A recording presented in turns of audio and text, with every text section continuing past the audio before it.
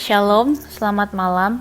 Mari kita renungkan firman Tuhan dengan judul Sejarah Keselamatan Itu Singkat. Mari kita berdoa. Bapa kami di surga, terima kasih atas penyertaan-Mu hari ini. Bapa, bantu kami untuk mendengarkan firman Tuhan dengan baik. Dalam nama Yesus, amin. Dan tuliskanlah kepada malaikat jemaat di Smyrna. Inilah firman dari yang awal dan yang akhir, yang telah mati dan hidup kembali.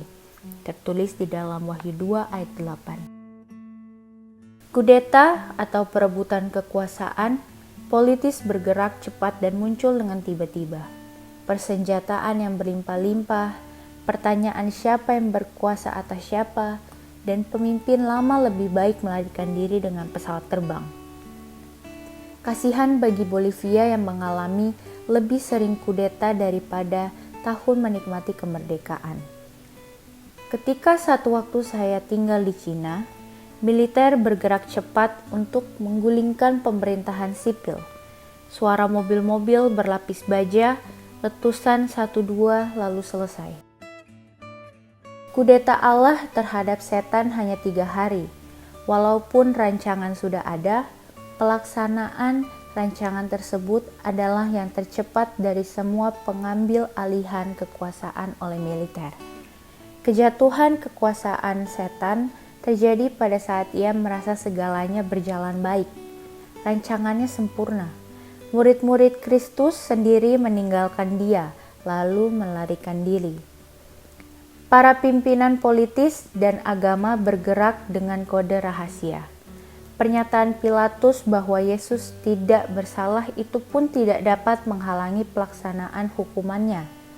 Tatkala batu yang amat berat itu berguling dari mulut kuburan itu, iblis dapat beranggapan, akhirnya aku menang. Akan tetapi, semuanya tidak berjalan seperti yang dikehendakinya. Beban dosa tidak dapat membuat Yesus mengingkari rencana yang sudah disetujui. Bahkan di salib itu pun, Yesus telah menawarkan Firdaus kepada pencuri yang mau mati itu. Dengan sekonyong-konyong tirai bait Allah koyak untuk menunjukkan saat kematian Kristus. Suatu ketika setan mau merebut mayat seorang kudus Allah. Hanya kehadiran Tuhan saja yang melepaskan Musa. Sekarang ia mengaku berhak menahan Yesus di dalam kubur. Sekiranya Yesus sudah mati demi dosa dan orang berdosa, maka ia terpaksa terus-menerus membayar akibatnya.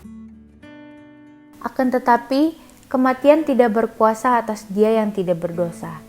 Pada hari Jumat itu, langkah pertama keselamatan dilakukan dengan kematian Yesus.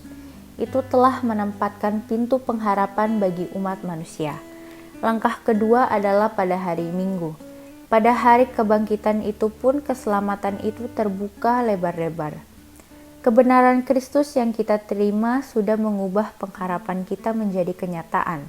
Dalam keadaan yang tidak berdosa, ia keluar dari kuasa maut. Di dalam keadaannya yang tidak berdosa, kita akan ikut dia kepada hidup yang kekal. Kristus menjadi satu dengan umat manusia, agar umat manusia menjadi satu dengan dia di dalam roh dan hidup. Dikutip dari Selected Message Jilid 1 halaman 302. Mari kita berdoa. Tuhan di dalam surga, terima kasih atas firman-Mu. Ajar kami untuk lebih dekat lagi kepadamu. Di dalam nama Yesus, amin.